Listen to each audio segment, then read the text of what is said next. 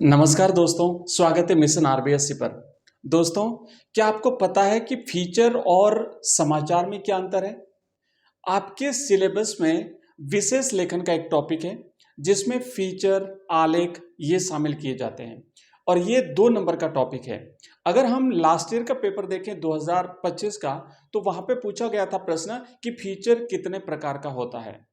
तो अब last year अगर फीचर का प्रश्न आया है तो इस बार आलेख का प्रश्न आ सकता है, लेकिन फिक्स नहीं है, फीचर का भी आ सकता है क्योंकि प्रश्न भिन्न भिन्न प्रकार के बनते हैं। तो आज की जो हमारी क्लास रहेगी इसमें आलेख और फीचर से बनने वाले 5 से 7 प्रश्न, 8 प्रश्न मैं आपको बहुत ही शानदार प्रश्न देने वाला हूं। चाहे कैसा भी प्रश्न आए आपको यहां से जरूर मिल जाएगा। नमस्कार दोस्तों, शुरू करते हैं। इस क्लास को कंप्लीटली देखना है और बहुत ही शानदार क्लास हमारी होने वाली है। 2 नंबर आपकी जेब में अगर आपने इन प्रश्नों को ढंग से पढ़ लिया तो। पहला प्रश्न बहुत ही इंपॉर्टेंट प्रश्न और बिल्कुल आपके समझने के दृष्टिकोण से बहुत ही शानदार है। थोड़ा सा रुकेंगे भाई, यहाँ पे मुझे जो है इसको भगाना पड़ेगा।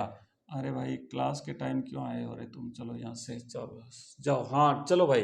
तो देखो दोस्तों, पहला प्रश्न देखो आप क्या लिखा हुआ है। पहला प्रश्न आपके सामने कि फीचर किसे कहते हैं। ये जो परिभाषा है ना, सबसे सटीक परिभाषा मैं आपको दे रहा हूं। इससे बेस्ट फीचर की कोई परिभाषा नहीं हो सकती। तो परिभाषा क्या है? परिभाषा ये है कि फीचर है, ये 3 शब्द याद रखना। ये 3 जो शब्द है ना, सुव्यवस्थित, सृजनात्मक और आत्मनिष्ठ लेखन है। कई बार सीधा सीधा ये प्रश्न आ जाता है, रिक्त स्थान में भी पूछ सकते हैं। सुव्यवस्थित, सृजनात्मक और आत्मनिष्ठ लेखन रिक्त स्थान कहलाता है तो फीचर कहलाता है। जिन बच्चों ने पहला प्रश्न अगर ढंग से पढ़ लिया तो समझ लो आपका 2 नंबर पक्का है। इसका उद्देश्य क्या है? 2 बातें ध्यान रखनी है। एक तो फीचर होता क्या है और उसका उद्देश्य क्या है। क्योंकि अगर मान लीजिए समाचार और फीचर में अंतर पूछ लिया या फिर आलेख और फीचर में अंतर पूछ लिया तो ये चीज आपको लिखने में काम आएगी। तो पहली बात तो ये है कि जो फीचर होता है वो एक तो सुव्यवस्थित, सृजनात्मक और आत्मनिष्ठ लेखन है। तीनों शब्दों की व्याख्या भी मैं बाद में बताऊंगा, अभी केवल याद कर लो। उद्देश्य क्या है? पाठकों को सूचना देना, लेकिन इससे भी ज्यादा महत्वपूर्ण है उनका मनोरंजन करना। सूचना देने के साथ साथ मनोरंजन करना, यह सबसे ज्यादा इंपॉर्टेंट है और यह खबर से अलग होता है। समाचार में केवल सूचना देना, समाचार का उद्देश्य होता है केवल सूचना देना। जैसे मैं एक उदाहरण देता हूं, आप लोग रील्स देखते हो ना, इंस्टाग्राम पे रील्स देखते हो, किसी भी स्थान के रील्स देखते हो तो उसमें उसमें सॉन्ग होता है ना, उसमें आपको फीलिंग आती है। तो वो आपकी जो जो रील्स जो देखने का काम हो रहा है ना, वो आपका फीचर है। और आप समाचार जो पढ़ते हो, जैसे मान लीजिए एंकर ने बताया कि भाई आज उस स्थान पर इतने सेंटीमीटर बारिश हुई, तो ये जो है ना वो समाचार हो गया, जबकि जो रील देखते हो वो फीचर हो गया। तो समझ में आया ना अंतर? तो इस तरीके से आप याद रखना, फीचर का उद्देश्य सूचना देने के साथ साथ मनोरंजन करना, ये इसका उद्देश्य अलग हो गया।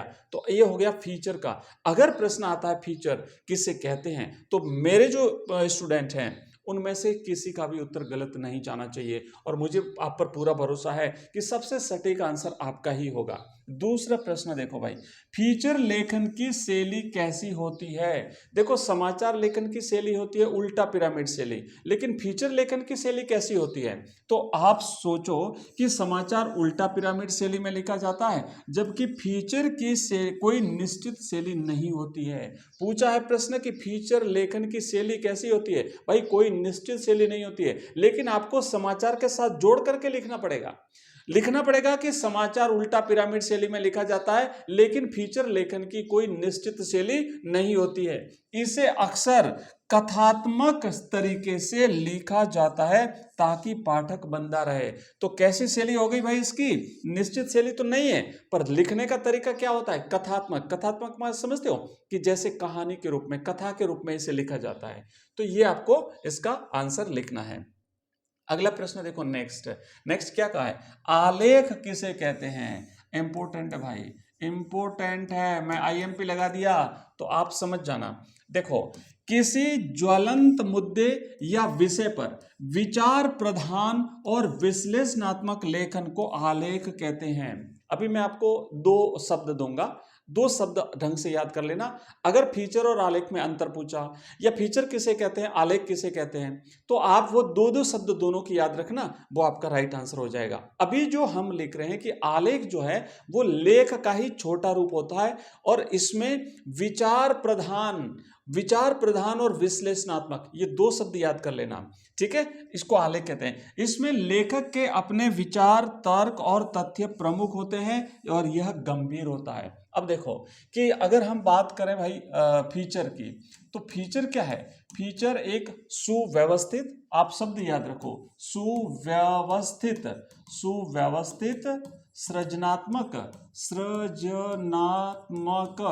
और आत्मनिष्ठ, और क्या होता है? आत्मनिष्ठ लेखन है, ठीक है, फीचर। और आलेख क्या है? तो आलेख देखो, आलेख क्या है? आलेख विश्लेषणात्मक। कैसा है भाई? आलेख विश्लेषणात्मक एवं विचार प्रधान, ये याद रखना। आलेख विश्लेषणात्मक और क्या होता है भाई? और आलेख जो है वो विचार प्रधान होता है। बस ये याद रखना, आपका काम हो गया। चाहे कैसा भी प्रश्न आए, ये इस दोनों की दो दो तीन तीन शब्द याद रखना। कीवर्ड होते हैं ये, प्रत्येक चीज के कीवर्ड होते हैं, वो आपको याद रखने हैं। 2 मिनट में याद हो जाएगा तो आपका काम हो जाएगा। ध्यान रखना कि जो आलेख होता है वो गंभीर होता है। कैसा होता है? गंभीर होता है। इसमें लेखक के अपने विचार होते हैं, लेखक का अपना तर्क होता है, इसमें तथ्य होते हैं, जबकि फीचर का उद्देश्य होता है मनोरंजन करना। अगला प्रश्न जो कि इंपॉर्टेंट है, समाचार और फीचर में मुख्य अंतर बताइए। भाई इंपॉर्टेंट प्रश्न है, अच्छी तरह से समझ लेना इसको। समाचार का काम केवल तथ्य बताना होता है, जैसे कि भाई आज इतने लोगों ने वहां पर जो है एक किसी महायज्ञ में काम किया, बारिश हुई, आज वहां पे सम्मेलन हुआ, वो सूचना देना खाली किसका काम है? समाचार का, यानी कब क्या कहां पर हुआ। जबकि फीचर का काम तथ्यों के साथ साथ भावनाओं और मनोरंजन को जोड़ना है। आप मनोरंजन शब्द याद कर लो, फीचर के साथ हमेशा मनोरंजन शब्द जोड़ देना। समाचार में लेखक की राय नहीं होती, जबकि फीचर में राय होती है। क्यों? क्योंकि फीचर आत्मनिष्ठ होता है। आत्मनिष्ठ का मतलब समझते हो? एक ही टॉपिक, एक ही विषय पर अगर आपने फीचर लिखा तो वो आप अपने हिसाब से लिखोगे और मैं लिखूंगा वो मेरे हिसाब से लिखूंगा, दोनों का भिन्न भिन्न रहेगा। लेकिन अगर एक ही किसी घटनाक्रम पर किसी दो अलग अलग पत्रकारों ने अगर समाचार लिखा तो उसमें भिन्नता नहीं आएगी। क्यों? क्योंकि घटनाक्रम कहां हुआ, घटनाक्रम कितने बजे हुआ, घटनाक्रम में कितने लोग हताहत हुए, वो दोनों की संख्या सेम होगी, तो वो तथ्य होता है, वो तथ्यात्मक होता है। ये आपको समझना है। अगला प्रश्न देखो भाई, नेक्स्ट प्रश्न है 5वां, फीचर वर्सेस आलेख में आपको अंतर बताना है। फीचर और आलेख में क्या अंतर है? अभी हमने देखो फीचर और समाचार में अंतर देखा कि समाचार होता है तथ्यात्मक और उसका काम होता है सूचना देना, जबकि फीचर का काम होता है सूचना देने के साथ साथ लोगों का मनोरंजन करना। अब फीचर और आलेख में क्या अंतर है? तो देखो फिर से, फीचर दिल को छूने वाला और मनोरंजक होता है। वापस वही बात आपको लिखनी है, फीचर आत्मनिष्ठ होता है, इसलिए इसमें मनोरंजन का भाव होता है, जबकि आलेख दिमाग को झकझोरने वाला और गंभीर होता है, जैसे बढ़ती महंगाई, भ्रष्टाचार, जिस पर आंखें खुल जाती है, अच्छा ऐसी बात है क्या। वो आलेख होता है, गंभीर होता है, विचार प्रदान होता है, विश्लेषणात्मक होता है, जबकि फीचर मनोरंजक होता है, तथ्य देता है, लोगों को शिक्षित करता है, आत्मनिष्ठ होता है। ये चीजें आपको भिन्न भिन्न चीजें लिखनी पड़ेगी दोनों के बारे में।